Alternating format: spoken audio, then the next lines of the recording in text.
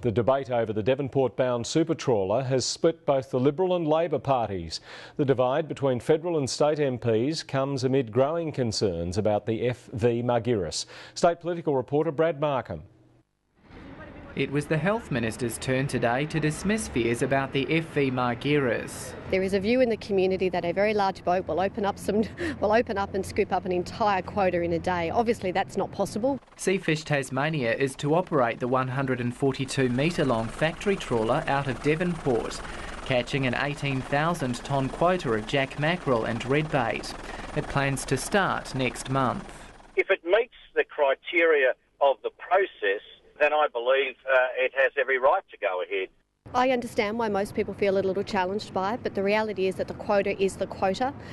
So whether you have one boat or 10 boats, the quota will still be taken up to that point. Hundreds packed a weekend forum to voice their concerns. The issue has split Labor. Brenton Best, for instance, is very concerned about the impact on his local community, and I understand that concern. The Deputy Opposition Leader has dodged questions about whether he supports the trawler.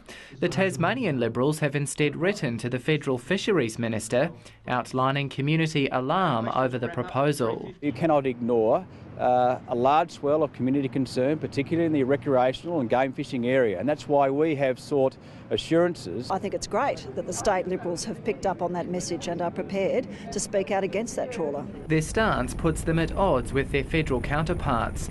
Liberal Senator Richard Colbeck supports the super trawler fishing in Commonwealth waters, saying Australia has stringent harvest policies for all commercially caught species. I think it's the federal Liberals and federal Labor who need to wake up to the fact that the overwhelming majority of Tasmanians are deeply concerned. Seafish Tasmania has hit out at its opponents, saying its quota represents less than 5% of the fishery. Brad Markham, ABC News.